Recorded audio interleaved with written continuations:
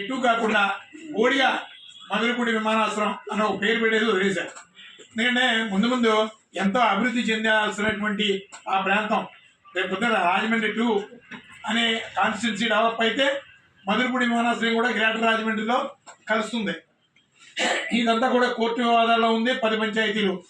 అసలు మధురపూడి విమానాశ్రయాన్ని అలా వదిలేయడానికి కారణం అలాగా ఉండి ఎవరో కనీసం పేరు కూడా చెప్పుకోలేనటువంటి వాళ్ళతో ఏదో ఒక కార్యక్రమం ఏదో ఒక పేరు పెట్టేసి కూతూ అనిపించేద్దామని చూస్తున్నారో లేదో మేము ఒకటే చెప్తాం. ఈ దేశం గర్వపడేటటువంటి నేతాజీ పేరుని మధురపూడి విమానాశ్రయానికి పెట్టమని మేము రాష్ట్రీయ ప్రజా కాంగ్రెస్ పార్టీ నుంచి ప్రభుత్వానికి సూచిస్తున్నాం, కేంద్ర రాష్ట్ర ప్రభుత్వానికి. అలాగే రాజమండ్రి రైల్వే స్టేషన్ ఉంది, Godavari railway station. Godavari railway స్టేషన్కి పుష్కర గోదావరి రైల్వే స్టేషన్ అని పేరు మార్చమంటున్నాం. ఎందుకంటే అదంతా కూడా గంజాయి అలాగే కొన్ని అసాంఘిక కార్యకలాపాలకి నిలయంగా మారిపోయింది. రాజమండ్రి మీద అసలు రాజమండ్రికి ఈ విధమైనటువంటి డెవలప్మెంట్ ఉండాలి, రాజమండ్రి భవిష్యత్తు ఈ విధంగా ఉండాలి, రాజమండ్రి ప్రజలకి ఉపాధి మార్గాలు పెంచాలి అనే ఆలోచన చేయకపోవడం దురదృష్టం. ఇక్కడ పార్లమెంట్ సభ్యులు కానీ శాసనసభ్యులు కానీ ఇక్కడ మంత్రివర్గులు రాజమండ్రికి అత్యంత ప్రాధాన్యత ఉన్నటువంటి ఈ సెంటర్ ఈ ప్రాంతాన్ని నిర్లక్ష్యం చేయడం అనేది మంచి పరిణామాలు కావు. అలాగే ఉమారామలింగేశ్వర స్వామి టెంపుల్ కోసం కూడా రాష్ట్రీయ ప్రజా కాంగ్రెస్ పార్టీ అనేక సందర్భాల్లో గతం మేము అనేక విజ్ఞాపనలు పెట్టాం. ఏంటంటే దక్షిణ కాశీగా పేరుగాంచినటువంటి ఈ కోటిలింగాల ఉమాకోటి లింగాలేశ్వర స్వామి గారి టెంపుల్ని ప్రత్యేక నిధులను కేటాయించి దాన్ని డెవలప్ చేయమని టూరిజంగా కూడా డెవలప్ చేయడానికి అవకాశం ఉంది. అలాగే ఆ గోదావరి బండినంతా హైదరాబాద్ ట్యాంక్ బండి మాదిరి పురుషోత్తపట్నం దాకా ఒక బ్రహ్మాండమైనటువంటి ఇంప్రూవ్మెంట్ ఈ రాజమండ్రికే ఉన్నాయి అన్ని అవకాశాలు. ఈ రాజమండ్రి టూరిజంగా డెవలప్ చేయడానికి కానీ డివోషనల్ యాక్టివిటీస్ కానీ అలాగే ఇతర పారిశ్రామిక అభివృద్ధి కానీ అలాగే ఎన్విరాన్మెంటల్ సిస్టమ్ కానీ ఇవన్నీ కూడా రాజమండ్రికి అందుబాటులో ఉన్నాయి.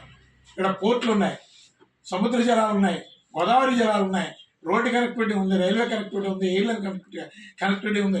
ఈ రాజమండ్రి మహానగరానికి లేనటువంటిది ఏదీ లేదు.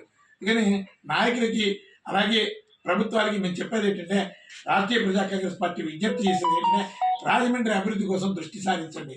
నా రాజమండ్రికి ఇది కావాలి అని అడిగేటటువంటి నాయకత్వం రాజమండ్రికి లేదు. కానీ రాజమండ్రి ప్రజల్లో ఒక చైతన్యం రావడం కోసం రాష్ట్రీయ ప్రజా కాంగ్రెస్ పార్టీ కృషి చేస్తుంది. అలాగే రాష్ట్రీయ ప్రజా కాంగ్రెస్ పార్టీ త్వరలో ఒక రిప్రజెంటేషన్ కూడా ముఖ్యమంత్రి గారికి ఇవ్వడానికి ఒక కార్యాచరణ సిద్ధం చేస్తాం. ఖచ్చితంగా రాష్ట్రీయ ప్రజా కాంగ్రెస్ పార్టీ సూచన మేరకు ఈ రాజమండ్రి అభివృద్ధి గారి చేస్తే ఈ రాజమండ్రిలో ఉద్యోగ ఉపాధి అవకాశాలు ఎంతో మెండుగా ఉంటాయి, ఇక్కడ ఆదాయ వనరులు పెరుగుతాయి, అలాగే పర్యావరణం బాగుపడుతుంది. రాజమండ్రి గోదావరి జల కాలుష్యం చూస్తే ప్రజలందరూ అనారోగ్యాలు ఉన్నారు. పేపర్ మిల్లి విషద్రావాల్ని రిలీజ్ చేస్తుంది గోదావరిలోకి. దాని మీద కూడా పొల్యూషన్ బోర్డు వాళ్ళ అవినీతికి ఇచ్చేటటువంటి ప్రాధాన్యత ప్రజల ఆరోగ్యాలకు ఇవ్వడం లేదు. దీని మీద ఎవరు కూడా పట్టించుకోవడం లేదు.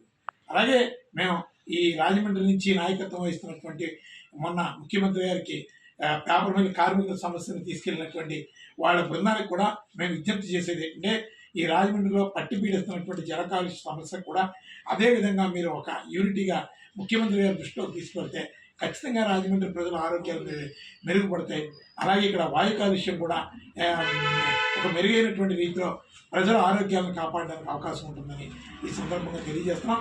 అలాగే రాష్ట్రీయ ప్రజా కాంగ్రెస్ పార్టీ ముందు ఈ రాజమండ్రి ప్రధానంగా నష్టపోతున్నటువంటి అంశాల మీద అభివృద్ధి చెందనటువంటి విషయాల మీద దృష్టి కేంద్రీకరించి ప్రభుత్వం మీద ఒత్తిడి తీసుకొచ్చి ఖచ్చితంగా ఈ మహానగరాన్ని ఒక అద్భుతమైనటువంటి నగరంగా తీర్చిదిద్దడానికి కావలసినటువంటి విధంగా ప్రజా ఆందోళనలో అవసరం అనుకుంటే ఎలాంటి న్యాయ పోరాటాలకైనా రాష్ట్రీయ ప్రజా కాంగ్రెస్ పార్టీ సిద్ధపడుతుంది. ప్రభుత్వానికి మేము త్వరలో ఈ అభివృద్ధి మీద ఒక నివేదికను సమర్పిద్దాం అనుకుంటున్నాం. ఆ త్వరలో ఆ కార్యక్రమాన్ని కూడా